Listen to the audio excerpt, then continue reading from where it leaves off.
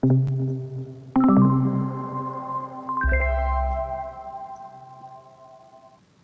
is going on, guys? Welcome to the Wednesday night live stream.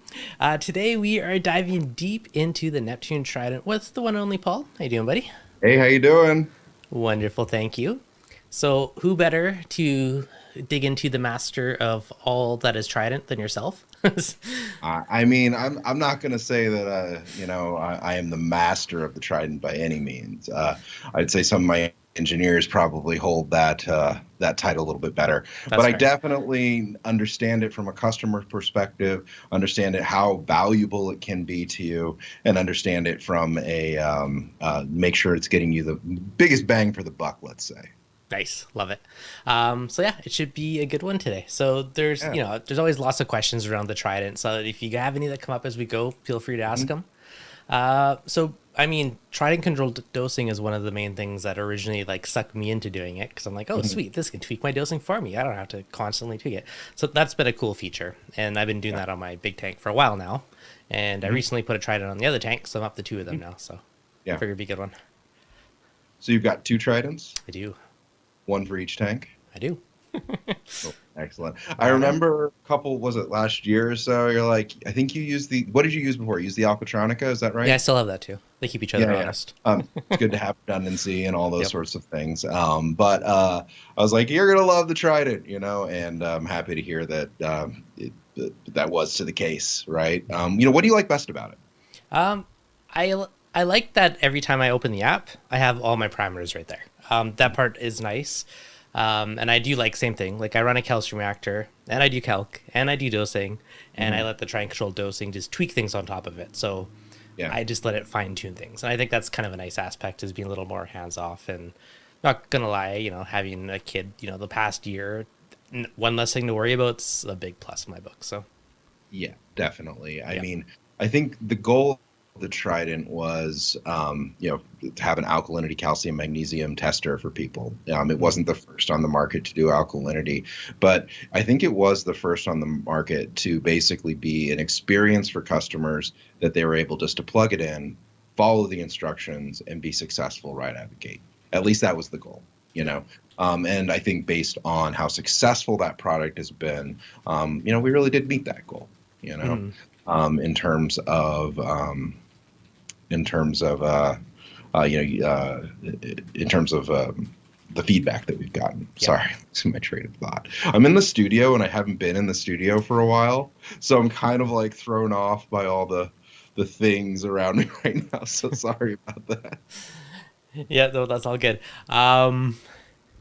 What? Okay, in the chat, wondering if Nitrate and PO4 will be in the next generation. I do see that question all the time, I know. and I know it if depends.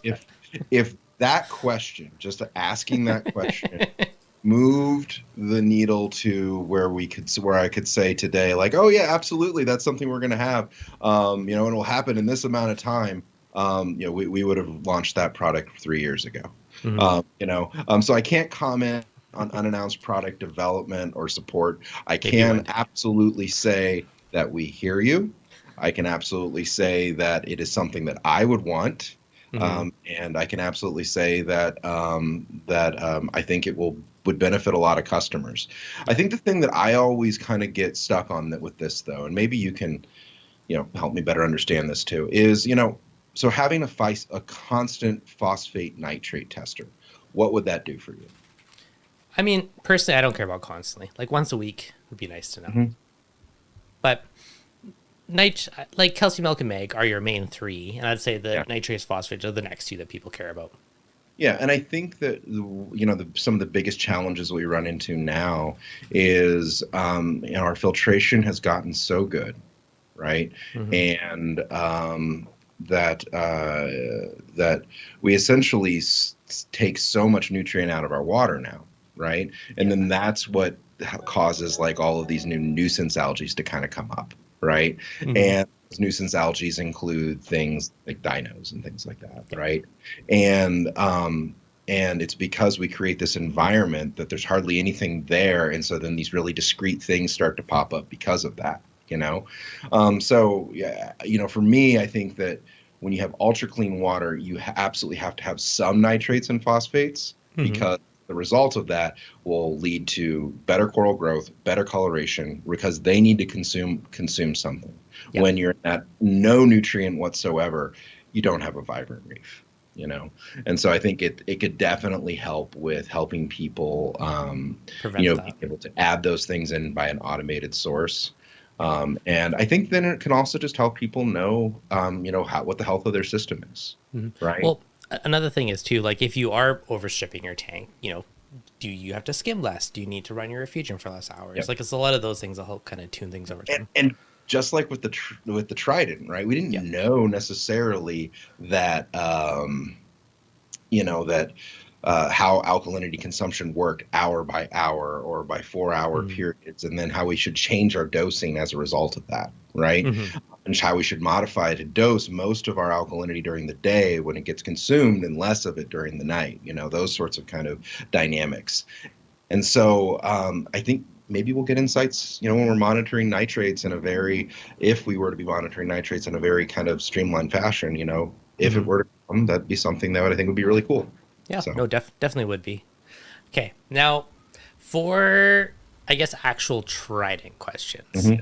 So you have 3 different reagents in there. Yes. This is just for my own curiosity. I know the calcium and mag are kind of mixed together. Like it's a package deal with those. Is it kind of calculated like one based off the other? Like how does that work exactly? Well, in terms of the actual chemistry of it, I'm not going to get into that, but it's the combination of everything working together that actually produces the Trident to operate the way that it does. Okay. And even the alkalinity is an important part of that, because if you just had the calcium magnesium aspect of that, so, we can definitely say alkalinity is A. Right. It's C and B that produce the results of calcium magnesium. But if we didn't have alkalinity there and we just had C and B, for example, there would part of the good thing of how the reagent comes into the vial, the alkalinity reagent actually cleans the vial a little bit too. The amount of buildup that you would get as a result of just running B and C, those cuvettes would foul in a number of months, to where we wouldn't be able to get accurate results anymore. Good to know. Now, from a maintenance question, how often should one be cleaning out the vial or the cuvette inside? Like, is it something that should be part of, in terms of what we found in most systems and systems here, cuvette maintenance isn't something that should need to be done normally. Right. Okay. Now, in some systems, right, that typically don't have excellent water clarity, right, or we have a lot of algae buildup and things like that, or if the Trident is in a very bright place, right, you can get buildup in the cuvette more quickly. But based on our recommendation of replacing the cuvette every 2 years or so, that should be more than enough. If you find that that you are getting a lot of jumps between, so you have basically a test and then your next test goes up and then your next test goes down, so you're getting a little bit more variability, precision is going down on the unit. Typically that's indicative that you would need to clean the cuvette. Okay, that's fair. That makes sense. I had another question for you. Before I back up, do you just kind of want to go over how the Trident works and like what the Trident is? Would that Fill be us in? Because I have one all disassembled here. I like it. And I thought I would actually, pull back the curtain a little bit and go through how it works. So now I'm multi-camera today, but I don't have, all the multi-camera stuff that I used to have in the past. So bear with me here, folks. So fancy. This here is a Trident, right? That has been essentially, the cover is off of it. Yeah. Okay. And the base is off of it. So essentially how it works is water gets pulled in on this black sample line, okay, and comes in here, okay. There is a manifold, right, in which that basically comes through a pinch valve, okay, and then it goes through here and goes to the cuvette right here, okay. As water goes into that cuvette, which I have right here, right? We have essentially these 2 boards that are on either side that can actually determine, the clarity of that water. So the first thing that is kind of done every time when a Trident starts working is, number 1, it just pulls clear water into the unit. Okay. Okay. And that basically gives us what we call, a blank, if you will. Okay. Then we start to do titrations, right? And so we are adding the most minute drops at a time, right? I'm talking 1/6 of a drop. Okay, this dosing head here does quite a good job at producing very small drops very accurately. Okay, and so as we basically titrate that through, we can see that color change, and that color change is essentially determined by a little LED that kind of comes through the cuvette itself. And when that color change occurs, we can see what that endpoint is, right? And then we can determine what the alkalinity, the calcium, the magnesium is by the interplay of all those things. Okay. And there's these different pinch valves. Each pinch valves control something else. This is the pinch valve that does alkalinity. This is the one that does B and C. And then this is your waste valve. Okay. And so as you can see, there's a lot of moving parts. We got a motor here. We got, water that comes into a cuvette here. We got this manifold. We got these pinch valves. So a lot of that comes together basically to produce titrations that allow us to do that very, very accurately. Okay. And I will say, too, that as we run more and more tests, right, we only get more accurate.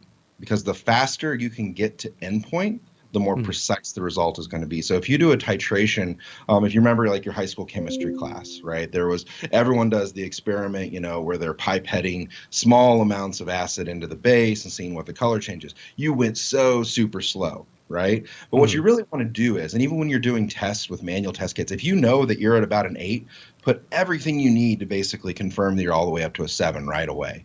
Then just do small drops to get to that 8 point. So the Trident does this faster and faster every time.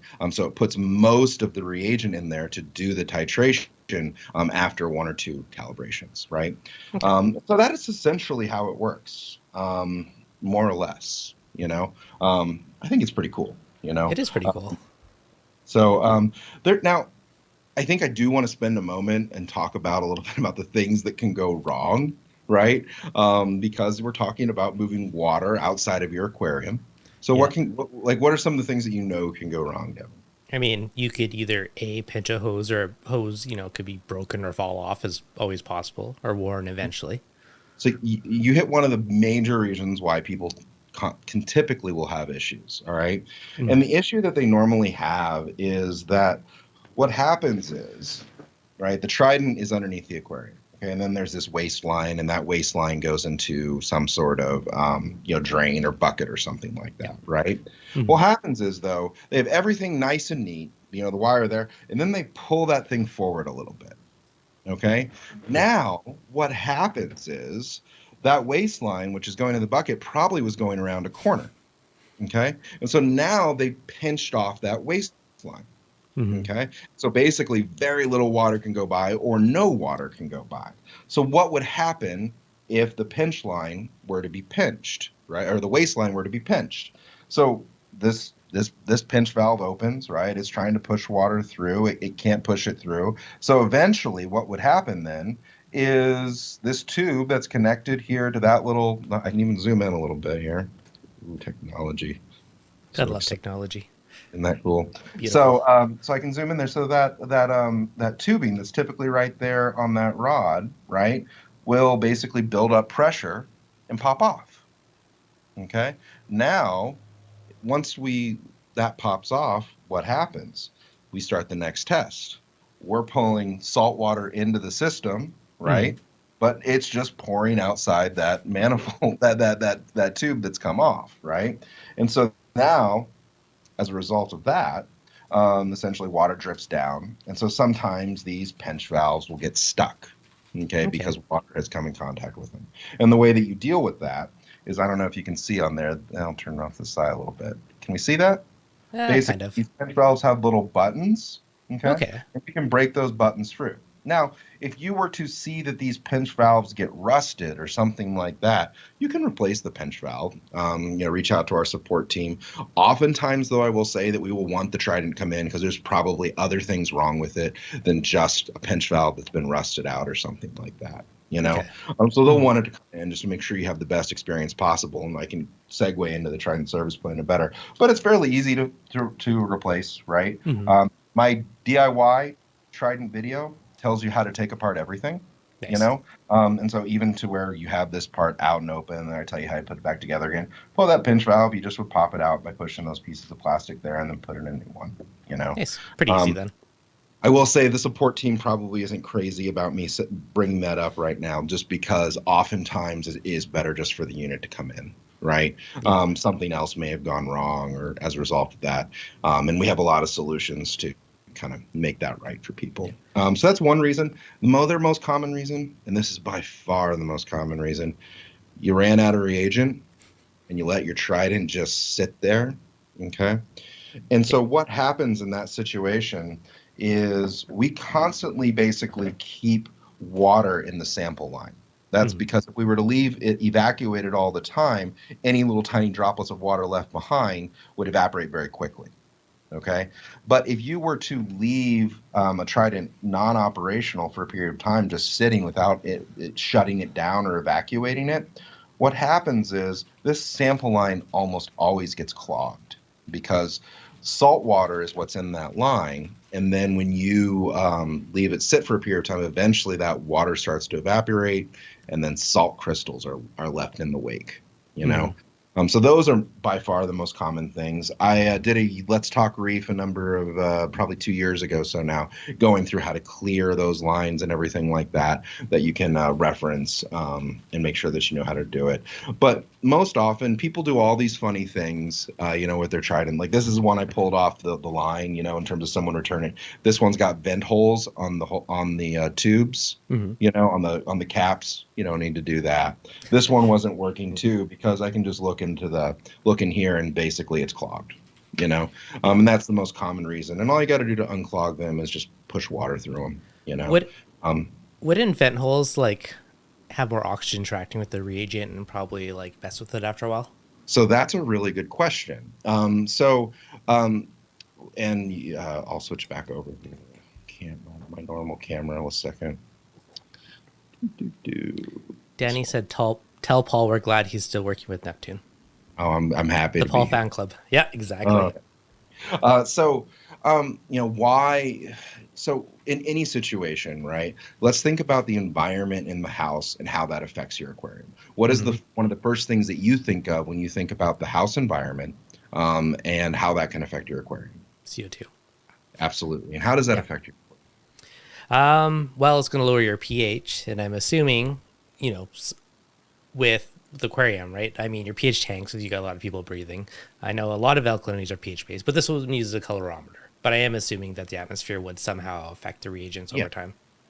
So what we found was very interesting, because in all of our testing and everything that we did, we didn't see any of this. But because when we test here at Neptune Systems, we're in this big facility, Hmm. right? So we do not have carbon dioxide issues here, Yeah. in the building, right? And then the testers we went out with, right?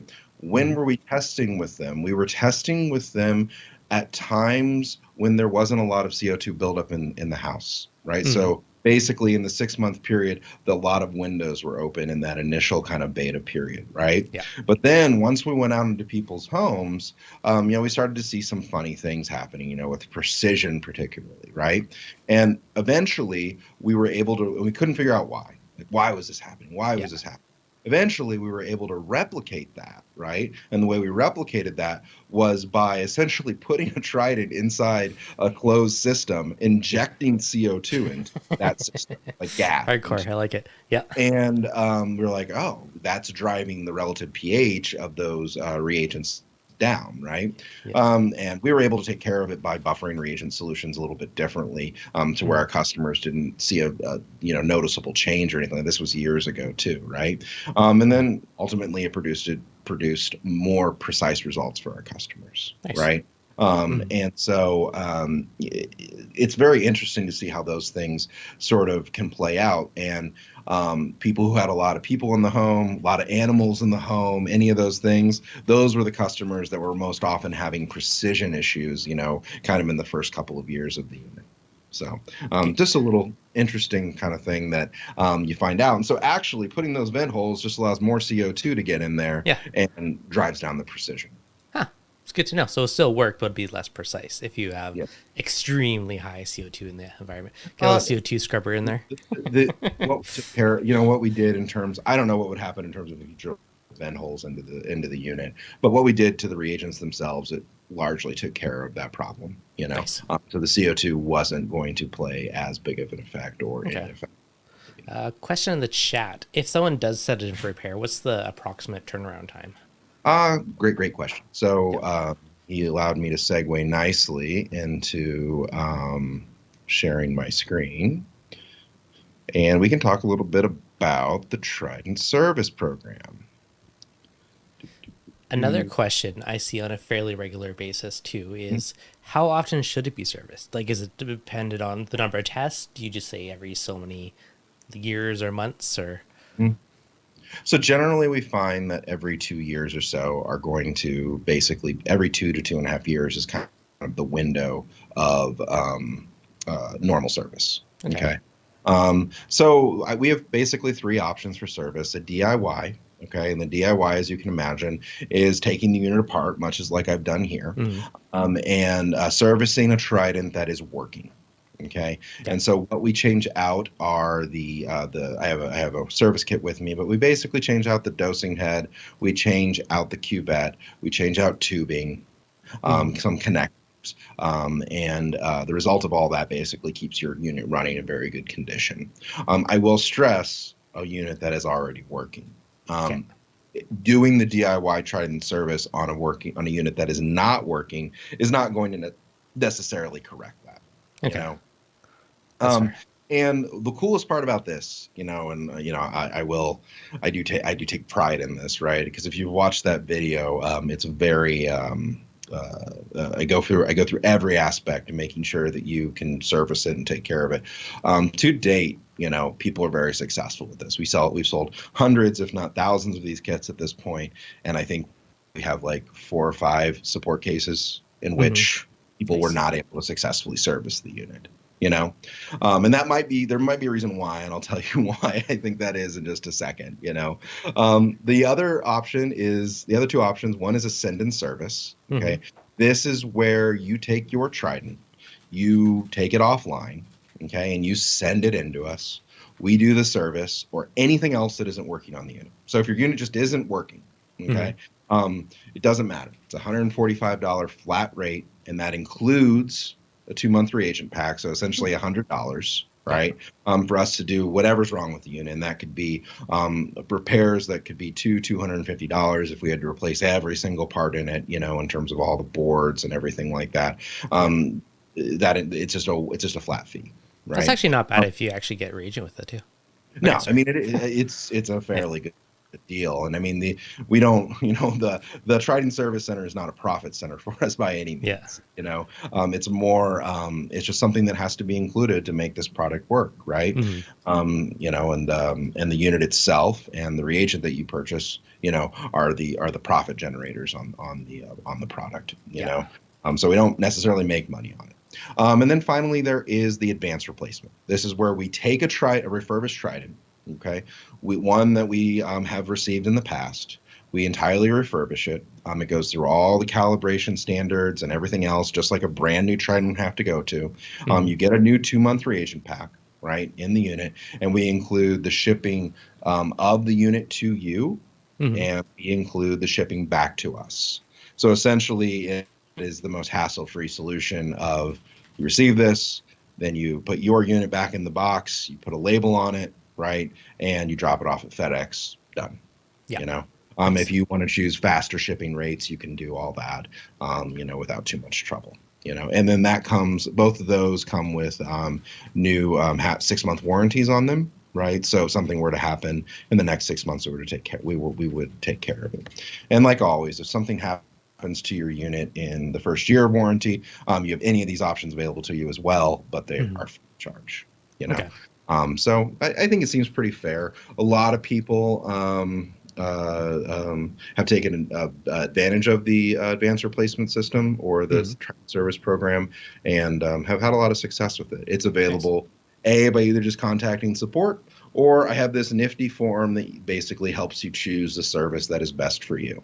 So one of my things was that I had a big concern when launching this program of the DIY kit just being something you could go to a website and put in your cart and be done with it. Yes, that would be the customer experience that I wanted, but I think a lot of people would be choosing that $75 option, right, for Tridents that weren't working, right? And so then they're left in this situation where they think that that's going to fix the unit, but it doesn't.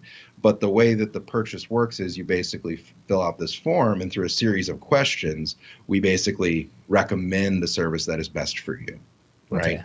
And if you get to that point, you can choose the DIY kit at the end, but if you indicated your unit wasn't working, big bold print, this will not make your Trident work, in terms of what the DIY kit will and will not do. Okay. No, I mean, it makes sense, right? It's replacing all the wearable parts. So if something else is buggered, I mean, there's no promise that would fix it. So it would make sense to send it into that case and just make sure you have a working one back. Yep, that's the idea, at least, and we've been running that program now, I want to say, I don't know, time. It does funny things to you, doesn't it, Devin? Really does. It's all a blur. I can't remember, but I think we've been doing it for at least 2 years now, 2.5 years, I want to say, with very good success. All right. Of course, we always got the cross the pond question. Is there any type of a service plan for people in the UK? So internationally, I have been handling this a little bit differently, and we are approaching that period where Tridents internationally, are approaching that 2 to 2.5 year window, right? The DIY kit is available there through the distributors, right? And then otherwise, right now, the service is just contact support, right? And then they will kind of work it out with the distributor. I do plan to have something a little bit more streamlined down the road, but I don't have any ETA for which that might happen. Okay. Nope. Sounds good. Perfect. We always get the UK questions that ask. No, and I definitely appreciate all of it. So perfect. Well, one day when I actually have to do the DIY kit, I'll probably go that route and I will make a video on it. Good. That being said, you have a good one already, but Devin, I think you'll find my video really hits home though. I'll watch it first. I watched a lot of your DIY videos before I built it. I saw what the method was. And I tried to emulate it as best as I could. In all honesty, the videos you did for the walkthrough setting up the new Trident is very thorough. There's basically nothing you can bugger up on it. Like you did a good job. That was the idea. I went back and I was watching those a couple months ago, and I was just like, oh man, I think that was like my first real pre-recorded video thing, and you definitely learn, as you go back and watch your early stuff. Yeah. So. Yeah, no, for sure. I do the same with my own stuff. Now, okay, so 2.5 years is the rough ballpark of when it's recommended to do the kit. Okay, question. Sorry, let me ask this one before I forget about it, since Darren, you've asked twice. Can you ask Paul about the elk spike after topping off elk reagent A? It could just be topping off. I'm assuming he means replacing. I don't know about topping off. Yeah, I know they say don't mix reagents. Actually, this is a question because I know it says don't mix your leftover reagents together. Is that because it's interacted with CO2 and will likely be off, and then you're blending the two together? Well, I mean, the goal here, especially when you're in a 6-month pack. Okay, so if you're in a 6-month pack, those are all reagents from the same batch. Yeah. Okay, there is a result of any reagent being exposed to air. Right, it's going to change the overall chemistry of that reagent. It's not shouldn't see a lot of that happen as a result of alkalinity, particular. Typically with calcium, magnesium, acetate. So the reason why you don't necessarily combine those together is essentially you are you're not pure to the batch anymore. Right, so the calibration is to your fresh reagent. Right. Yeah. And every time you kind of replace it, we know that you've replaced it. So we make sure that we're taking the proper steps to give you the most accurate and precise results. So when you mix reagents together, you can affect that. Yeah. In terms of if you are seeing a spike as a result of your reagent A change, I wouldn't that isn't something that I've necessarily experienced. I have seen some customers experience, and that most often reason that I find is when you're opening and closing the drawer. Mm-hmm. Okay, on the reagents, you know, those tubes move around a little bit, Yeah. right? And pinching a tube, when you change those out or anything like that, can affect the amount of flow that's coming through there, right? And usually that stuff works itself out pretty easily, right? Mm-hmm. After a couple of tests, but initially, as a reagent change, it might be the position in that. It could be also that you have a little air gap or something like that, like there, you know, in terms of where that connector is, Yeah. air could be entering in there, and that's most affected when we pull that cap off. Mm-hmm. Right now, any air that essentially was stuck in there, you know, any reagent that's stuck in there comes out, and so you have that air gap in there alone, air gap in there, and then as we pull reagent back through again, right, that air Mm-hmm. gap is basically removed. Okay, that makes sense. Okay, actually, some other random questions are popping into my head. I've seen people 3D print those little like cones to keep the needle perfectly vertical. I didn't really think it would make a difference. Does that do anything at all, or no? Um, Like needle I guides and personally don't stuff. find that those are going to do all that much for people. That was my theory too. I was just curious There, your you know, thoughts. initially we thought, I'm gonna adjust the camera there a little bit, but initially we thought that you know, the reagent needle getting kind of out of position, Mm-hmm. right, and cause would happen and cause problems and all these things. I don't think. I think that was probably a little bit early speculation. Okay. Um, you know, as we were kind of getting this unit out in the field and trying to understand how it operates a little bit better in many installation situations. So I think that's where that spawned from. Okay. Um, I don't find them to be very useful long term. Yeah, I didn't actually see the point, so I was just curious. Um, Ask him if there is a maintenance replacement kit. Well, there's the DIY maintenance kit. I'm assuming that's Um, what you're talking about. I don't know if that's something I else was you assuming mean there. starting that, or you know, something where you know, common parts like pinch valves and maybe Mm-hmm. daughter. Common issue too is in that pinch valve situation, right? So you've pinched the waistline. Yep. Sometimes it doesn't pop off the manifold, Mm-hmm. right? And so we think we're evacuating liquid and all that, and we're not. And so there's still liquid in the cuvette. And then we start adding more liquid in the cuvette. Yep. What's going to happen in a closed system? You'll have a cuvette overflow. We do a lot of Mm-hmm. engineering to make sure that water does not get onto the circuit board there, that is the LED, but sometimes it does. Mm-hmm. Sometimes you have to do a daughter board replacement, Okay. which I would say is user serviceable. It's not really easy, but it's possible. Okay. No, that's fair. I have a random question. Yeah. So from a Neptune warranty perspective, does hmm it? Because I've seen people, 3D print their own cases to make the Trident like miniaturized, and I know one of mine I've done that because I had very limited space. hmm Does Does Neptune care if people do that? I mean, in terms of warranty, if you're going to install it in something that is not the product, right, and you're going to build Yeah. your own 3D printed thing, I would say that probably voids your warranty, unless before you send it in, You you put it back in the put it normal all back case. together again and send it in the initial thing. I don't see how we would know the Yeah. difference. But That's my theory too. you know, the the Trident, right, is very unique, right? And Mm-hmm. like let's go ahead and just I'll turn on to the little desk cam again here. Okay. And there's not that much unused space in it. Mm-hmm. Um, so there is essentially, you know, all of this space here, right? Mm-hmm. And that's about it. That's Okay. fair. And so the reagents basically go here, Yeah. basically line up here. Okay.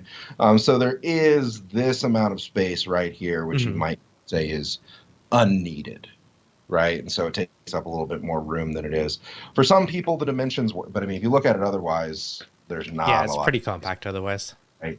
Um, so for some people, the dimensions just do not work. They want something stackable. They, I don't know, name any number of reasons why people, they just don't like the design aesthetic, right? You know, it could be a number of reasons that people want to change it. You can run it however you want.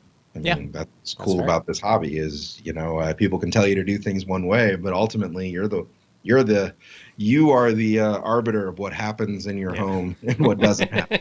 You know. Yeah, pretty much. I was just But I would curious. say that if I would not return it to that way, In uh, in your uh, DIY 3D printing.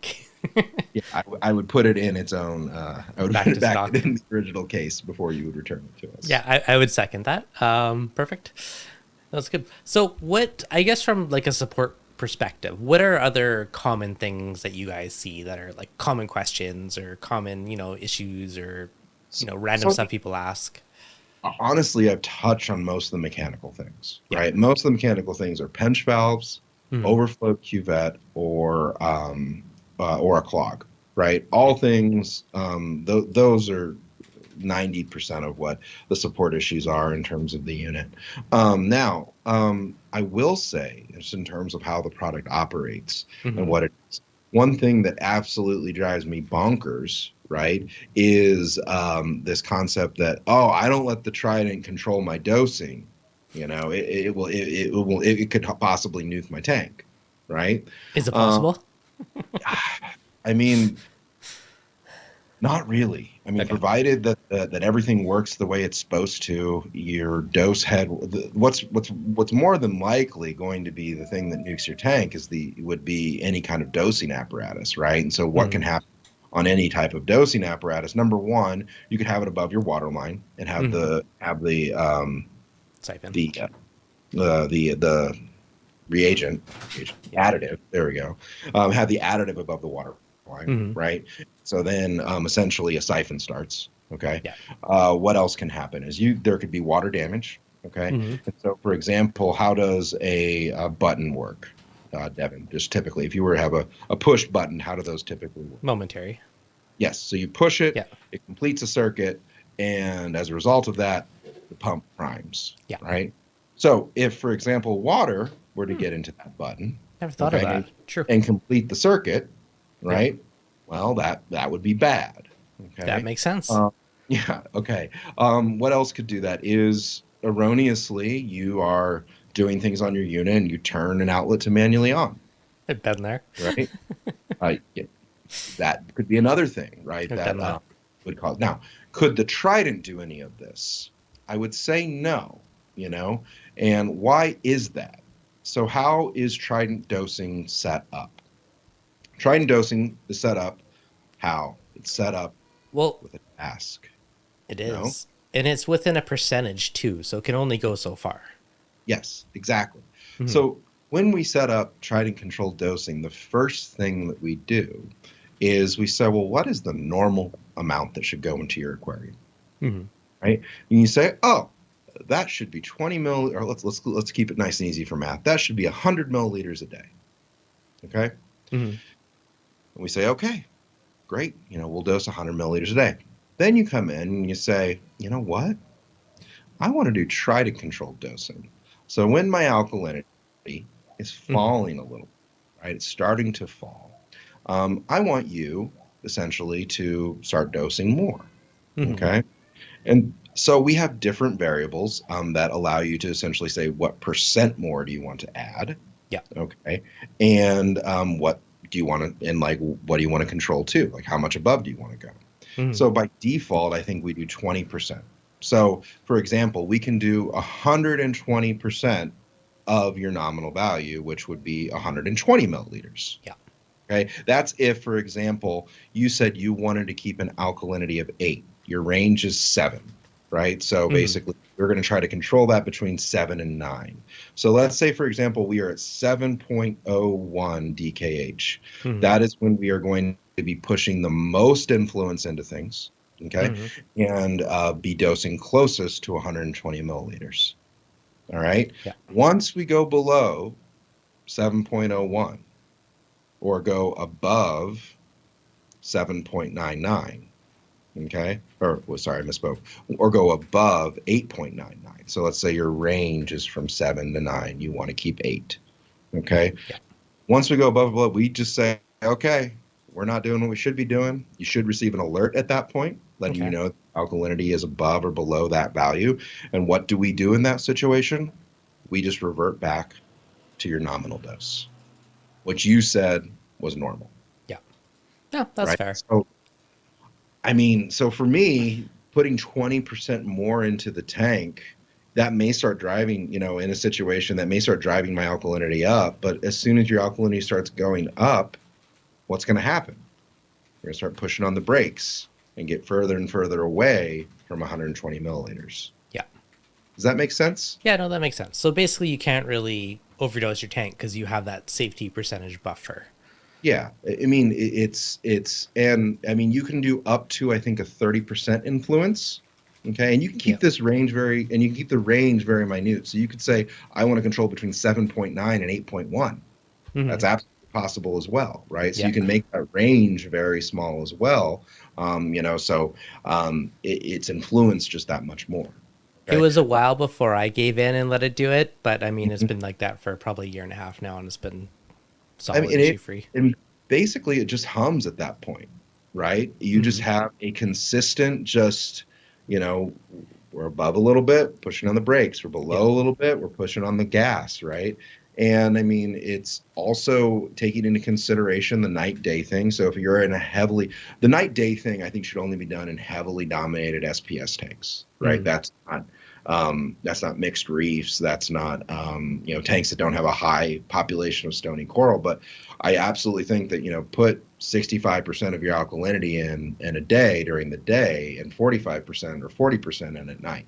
You Mm-hmm. know, I know that you see your pH fall in that situation, right? Even more so at night, but your tank isn't necessarily using that alkalinity at the same rate when Fair. in calcifying. You know, I only dose mine at night right now, but I also you, have other dosing that goes throughout the day.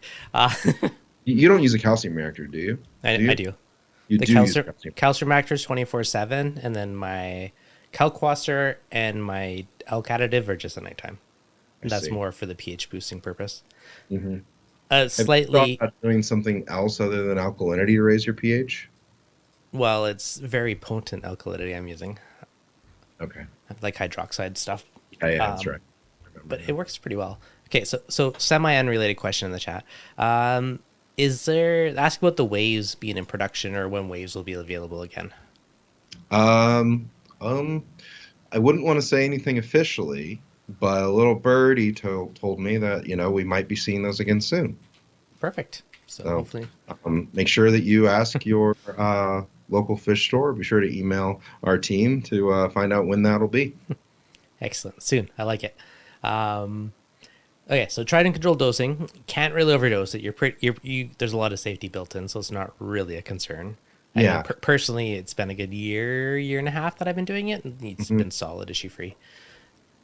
Um, I mean, and that's been my experience. And I mhm. mean, in most situations where people say that, I just don't think that they're speaking from a place of knowledge, Hmm. right? Yeah. They're speaking from a place of fear, right? And then what they've seen happen in the past, Hmm. right? And anytime that you are automating anything, right? You always have to think what will happen if this What if? goes, What if? if this stops working. Yep. Okay. So there should be all sorts of redundancies there, Hmm. right? So really great redundancy on alkalinity, for example, right, is Hmm. make sure that that power supply is plugged into a power bar output, Yeah. right? And so when pH goes above a certain value, just Kill turn power to turn whatever's dosing. pull the actual power to the unit off, Yeah. right? So Um, you know, so another interesting question: can we do trident control dosing with any dosing pump? I know it works, flawlessly with the dose. If you had just like a always on pump on an outlet, could that adjust the timing or so dosing what you would somehow? have to do, I mean, when you're using a pump that is just controlled on off, like let's use Yeah. like one of those old BRS on, Drew's Hmm. dose. Let's say one of those, for example. The way that you have that programmed is you probably have that programmed on an oscillation statement. Hmm. Okay.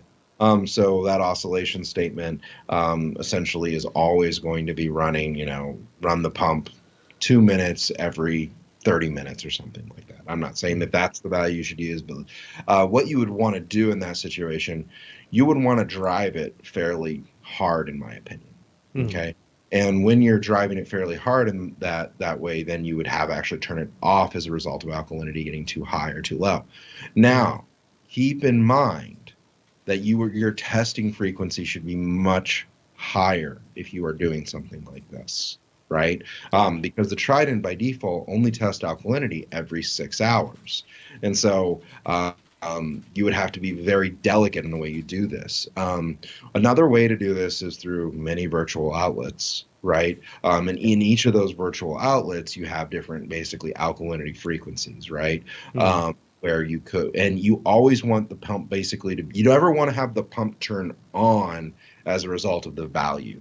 You Yeah. always want to have it turn off as a result of the value, Makes right? sense.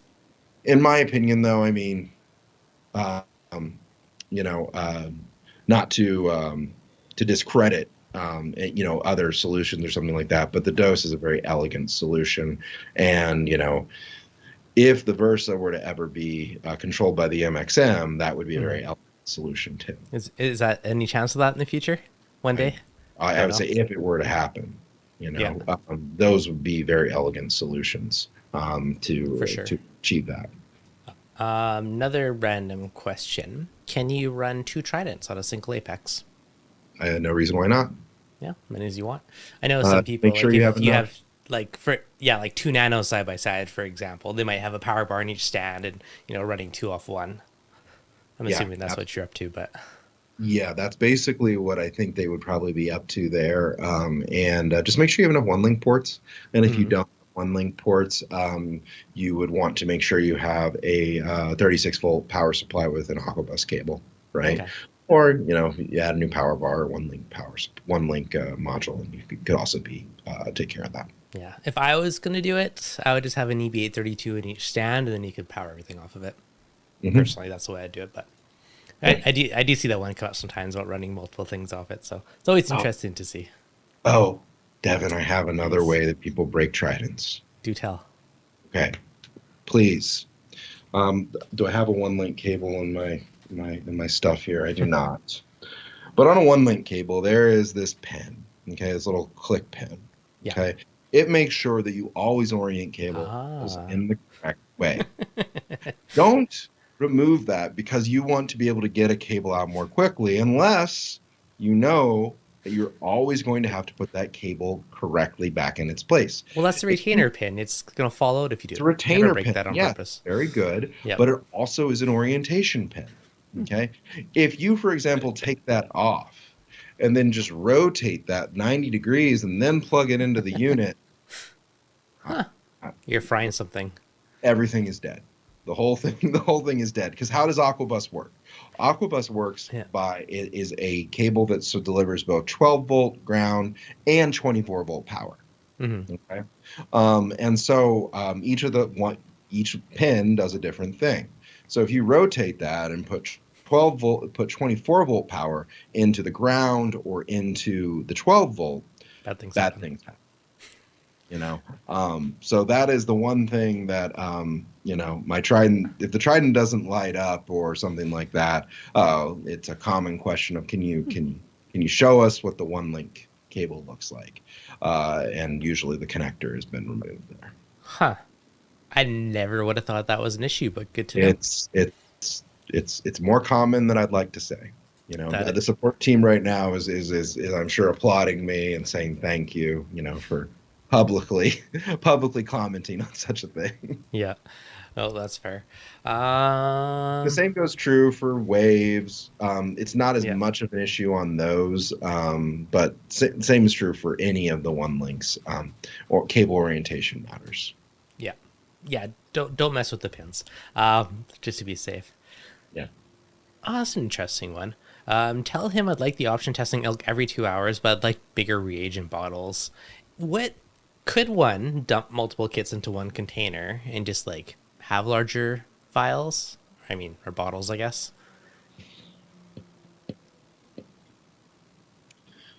I suppose, again, this is your home, and this is your equipment. So I Yeah. suppose you could probably try to figure something out like that.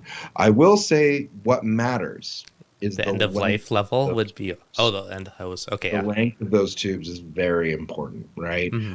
And so in the setup video, you'll remember, do not cut the sample line Hmm. So if you were to modify the reagent pickup assembly and shorten or lengthen that cable, the Hmm. unit the unit would not continue to work in the same way. Yeah. So Now, if you were to yeah. make maybe if you were somehow to make a very I'm trying to think of how you could even do that, but I'm sure You that need the pumps right above it and just drop straight down to three taller reagents so you can have full tube length. That's the only thing I yeah, can think of offhand. something like that could hypothetically work. And I've heard stories of truckers who are away from home, more than 4 weeks, so they want to Hmm. have more testing frequency or something like that. Yeah. Run into this problem, but you know. It's a 2 month reagent kit, so once a month you have to change reagent A, and every 2 months you have to change all three. And I think that that's It's a not bad. general. People will say, oh, I only test, calcium, magnesium once and alkalinity, da da da da da da. I mean, again, you can go in there and adjust things. If you find the ways to do that, you can do that. I That don't recommend it. this is a good question. Is there any downfall to doing that? So I mentioned to you, I think, in our prep, right? Hmm. Or we talked about this earlier. It's the reagents work together to make Yep. a trident that works very well, and so the reagents themselves help keep the vial clean, Hmm. right? So when you start only doing one thing or only doing the other, that cuvette assembly is going to get stained more quickly. Okay. So it's not getting as cleaned as frequently and stuff could build up more. That makes Mhm. sense. Yeah, yeah. Okay. Is there a completely random question, but Danny, are Apex serial numbers in sequential order production? Asking for the purpose of identifying how old a pre-owned units are. No, No, no, doesn't there work is yet. some sequence to them, but they're not in a one, two, three, four, five Mm-hmm. kind of number. The best way to know how old your unit is to just message support. Yeah. We are not one of those companies that oh, you bought this off a used person. We're going to treat you differently because of that. The warranty does not transfer. So if you were to buy a unit that was only purchased, 6 months ago, so Mm-hmm. you don't get that 6 month additional warranty. But out of warranty, one thing Neptune Systems has always been known for, and something I'm proud to say, is it doesn't matter where you became our customer. We want to see you successful with that equipment, Yeah. right? Because ultimately, if you're successful with that equipment, then you will also be successful with other equipment as well, Yeah. right? No, for So sure. that's the goal there, right? And Well, if you just always buy used and you go through all that hassle, I personally do not buy used electronics. I just, mm-hmm. I especially for something that's like my aquarium, I don't know how the last person treated it. If I had to choose which service I would do for me on the Tridents, I would probably do the send and serve, right? Yeah. Because once the Trident is taken out and you have Trident controlled dosing, you ask yourself, well, how much do I know to dose? Mm-hmm. You can pretty much look at the averages. They're pretty much always doing the same thing, you Yeah. know? In the guide for the send and serve, I even go through to basically determine your average dosing. So you know what to change your dosing to with Trident controlled dosing not in place. Yeah. Well, makes sense. Good way to go.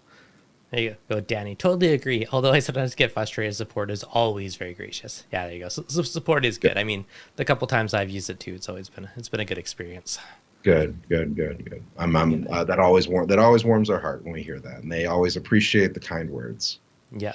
And the No, mean definitely. words, if you don't have anything nice to say, just keep it to yourself. No, Yeah. I critical feedback. I'm always a fan of. I'm not a fan of the pile-on. You Hmm. know, of somebody has a gripe and then 40 other people turn it into a very long gripe. I don't see where we get with that.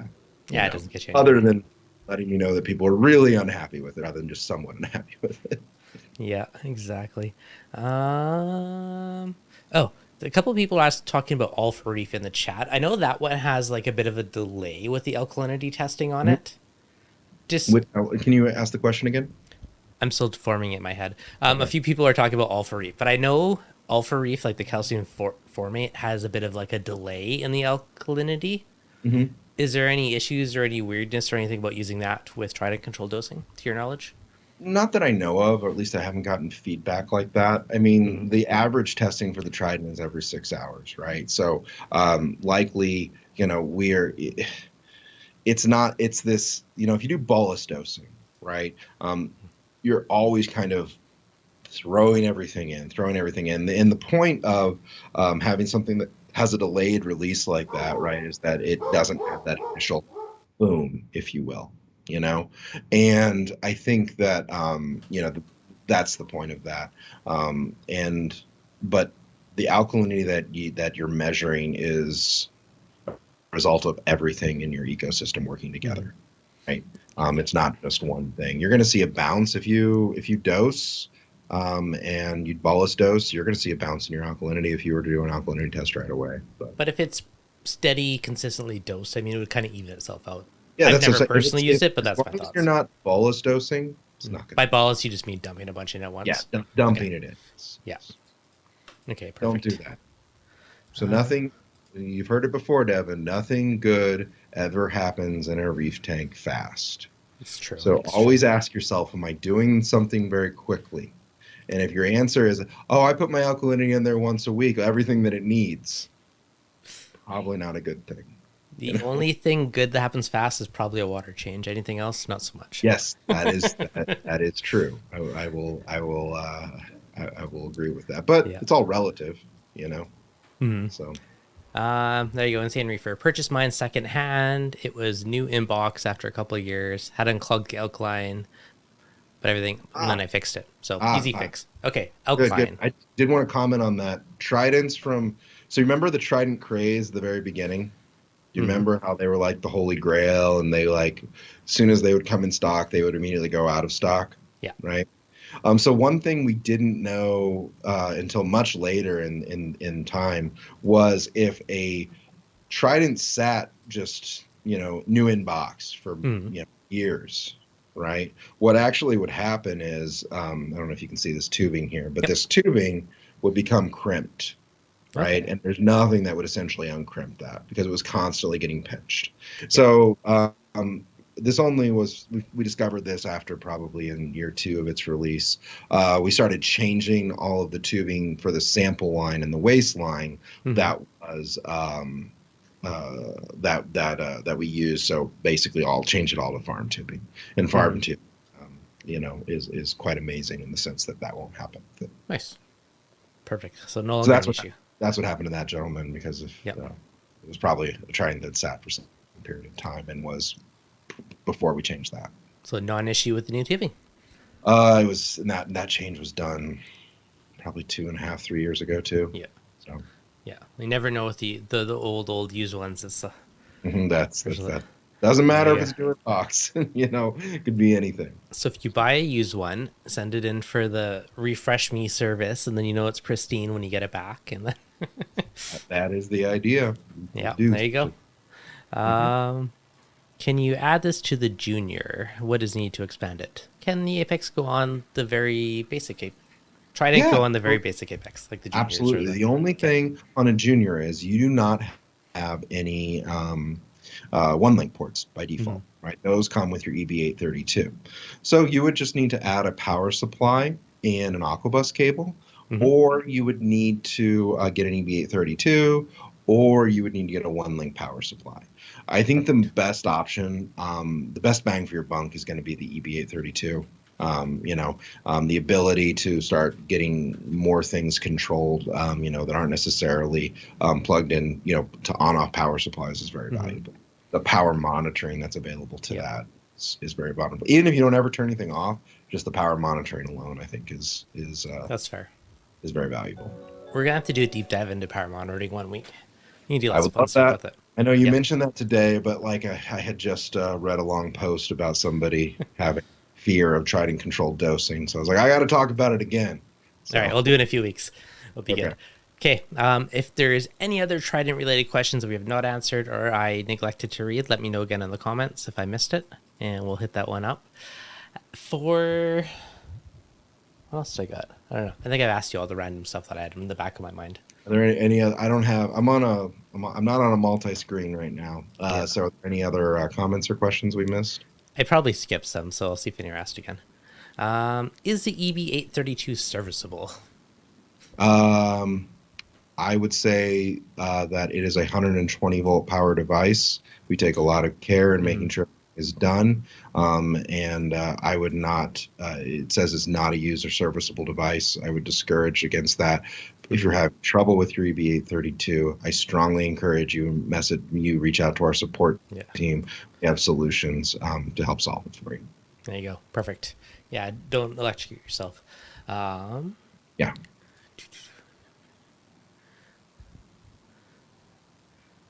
That's sorry,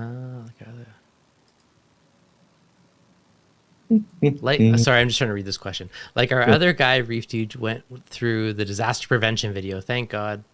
I pray for you to do that unless you break out close to Strata.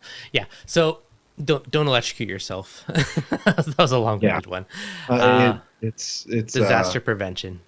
Don't touch high voltage capacitors. It's not even don't electrocute yourself. I mean, you want to make sure that if you're working with a 120 volt device, you are solder approved, right? Yeah. That you know exactly what you're doing, because 120 volts and electricity, that does not yield to good things for you, your home, and the safety of your home. Mm-hmm. Okay, Ryan, how easy is it trying to get service in Canada? Personally, I would just do the DIY kit, but anyone else? So how to deal with the Canadian shipping issues? Ultimately, we smiled upon our brothers, and the same prices apply to you. Ah, good to know. So if you choose the advanced replacement, you shipping label. Returning the unit back to us. Oh, so same, no difference. And all the commercial invoices are already completed for you. So it's, again, just you're set. Back in the box. There you go. Perfect. Nice and easy. Good to know. If you do have a U.S. shipping address, I greatly appreciate that you use that rather than your Canadian address. Thank you. That's fair. That's fair. It's a lot easier. There's a lot more hoopla with this magical line across the land.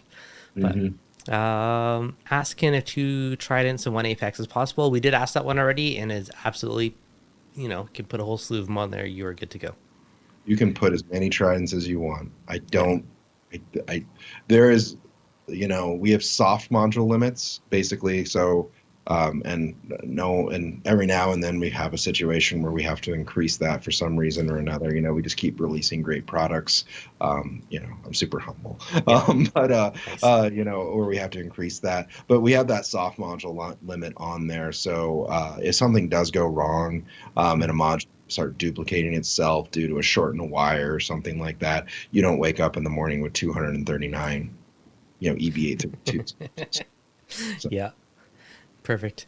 There you go. Reefing with O. Just an advanced replacement. Surprised how easy it was. There you go. Testament in the chat. Makes me happy to hear that you were running a Trident and you had a great experience with the advanced replacement. Excellent. Ryan's Reef. Is it okay if the Trident is above the tank due to space restrictions? So I know there was a certain recommendation of like how far from the water level in your video guide task. If someone has an all-in-one, for instance, and they have their Trident like in their stand or above it, is there any recommendations or restrictions around that? No, I mean, the only thing you ever want to be very wary of whenever you are creating a closed system from water up top to water down bottom, right? Is something could always happen, like the tubing comes off, right? Like something goes wrong, where a siphon starts. Yeah. And that siphon then begins to drain. So it's always a better situation to make sure that the lowest, the sample line is essentially below where the Trident is going to be. So for example, on a sump, right, you put the Trident on a bucket and you put the sample line level with the sump. Yeah. Right. And so then basically that sample line intake is always there, and that would never be an issue. Putting the Trident above is no problem at all. Perfect. Nice and easy then. Just don't put the waistline into your aquarium. Doesn't kill the aquarium, but does some interesting things. That's fair. I put a little 1 gallon Space Saver container snuck in there for one of them. The other one I plumbed straight toward drain. 50-50. Okay, there you go, Michael. I have 1 Apex, 3 Tridents, 3 tanks. So there you go. 3 Tridents. Wonderful. There you go. As many as you want on there. Up to what, 50? Is that the module limit? You feel free. If you want to do 51, We will make it possible for you. Just go ahead and get that 51st Trident. No one's going to stop you. Beautiful. Perfect. It's a lot of reagent every month. All right. I believe I answered everyone's questions. If not, answer in the comments of the video after the fact, and we could always circle back and hit them up. Yeah. Or I can definitely bug Paul for them on a future stream. Yeah, so Yeah, hopefully everyone enjoyed it today. As always, if you did, be sure to that like button. Dedicated Reefer, Chuck, John, thank you guys for the super chats. Much appreciated. Paul, you are always a fountain of knowledge. Appreciate you coming on and sharing today. a lot of fun. Awesome. Thanks so much, guys.